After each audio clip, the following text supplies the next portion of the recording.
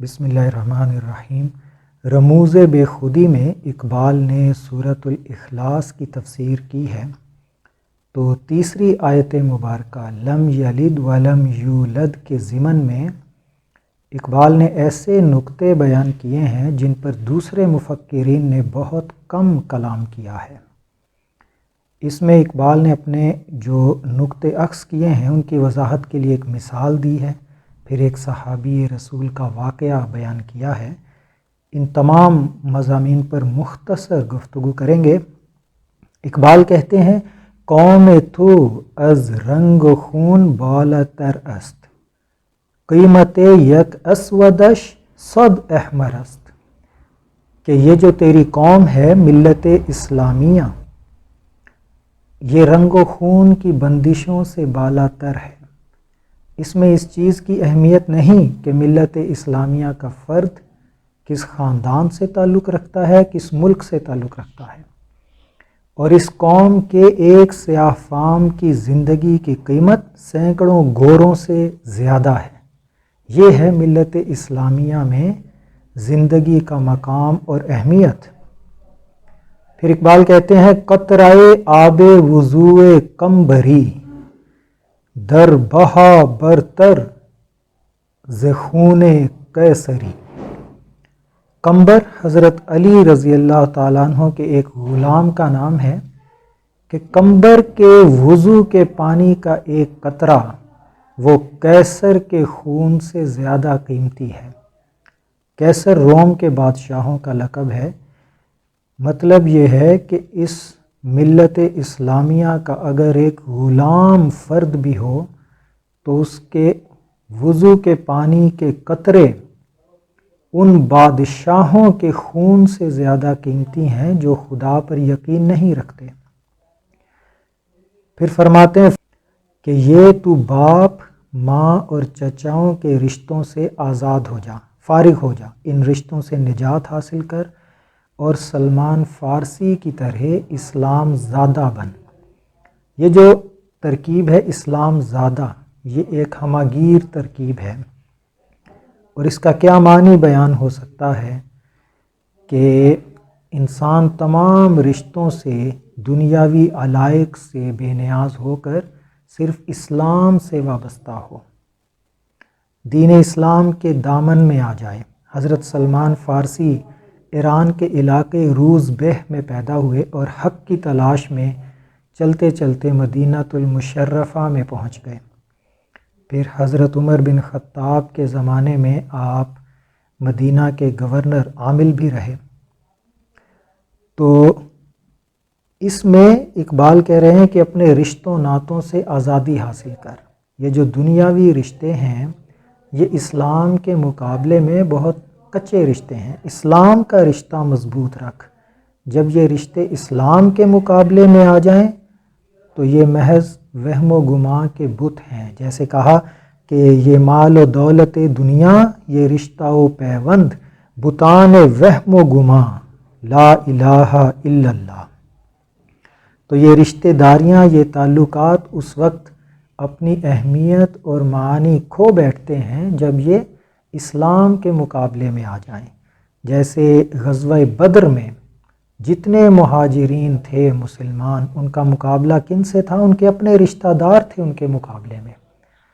تو غزوہ بدر اس کی زندہ مثال ہے کہ یہ مال و دولت دنیا، یہ رشتہ و پیوند، بتان وہم و گمان، لا الہ الا اللہ، لا الہ الا اللہ کے مقابلے میں یہ سب وہم و گمان کے بت ہیں۔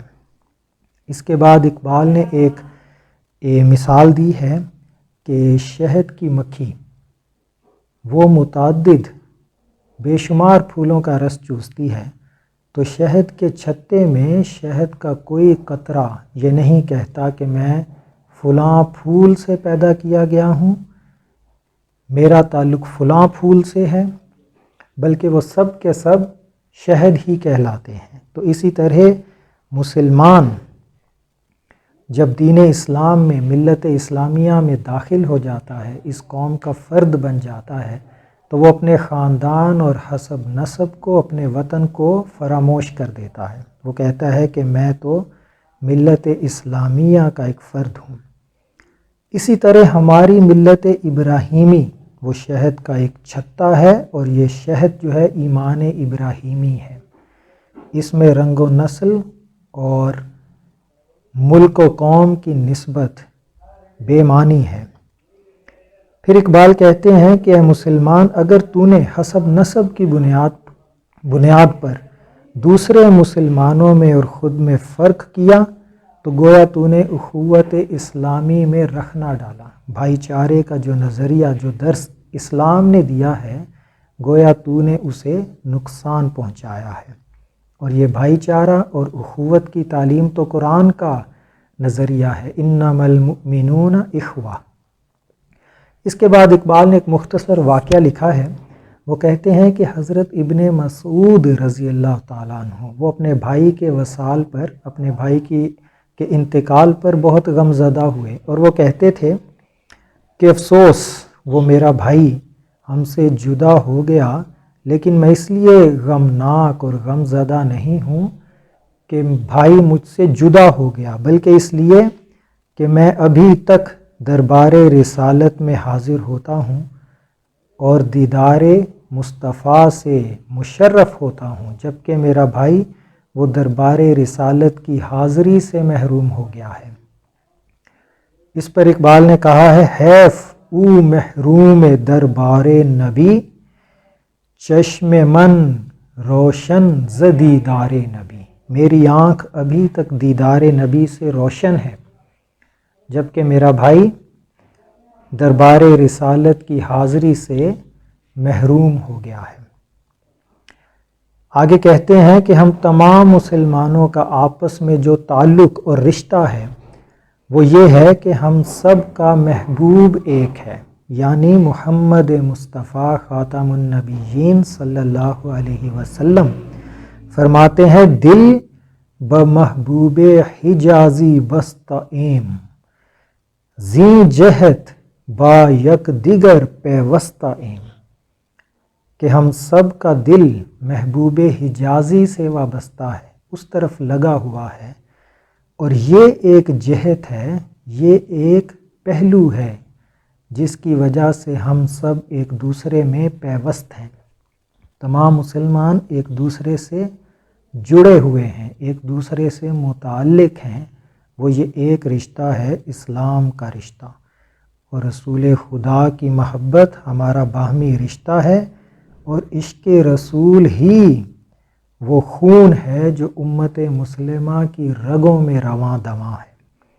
تو اے مسلمان، اگر تو نے عشق رسول اختیار کیا ہے تو پھر حسب نسب کو چھوڑ دے، حسب نسب کا اس پر فخر کرنا ترک کر دے، فراموش کر دے، کیونکہ آخر میں اقبال نے ایک عجیب بات کی ہے، کہتے ہیں کیونکہ کوئی شخص نور خدا کی جائے پیدائش نہیں ڈھونڈتا، کیونکہ اس کی شان ہے لم یلد ولم یولد۔ تو اسی طرح جو مسلمان لم یلد ولم یولد پر ایمان لے آتا ہے تو وہ ملک، وطن، حسب نسب کی بندشوں سے آزاد ہو جاتا ہے، اور جو شخص ان بندشوں میں گرفتار ہے، ذات، رنگ، نسل، قومیت، عصبیت، تعصب، کسی بھی طرح کے تعصب میں گرفتار ہے، تو گویا کہ وہ لم یلد ولم یولد کے معانی سے بے خبر ہے۔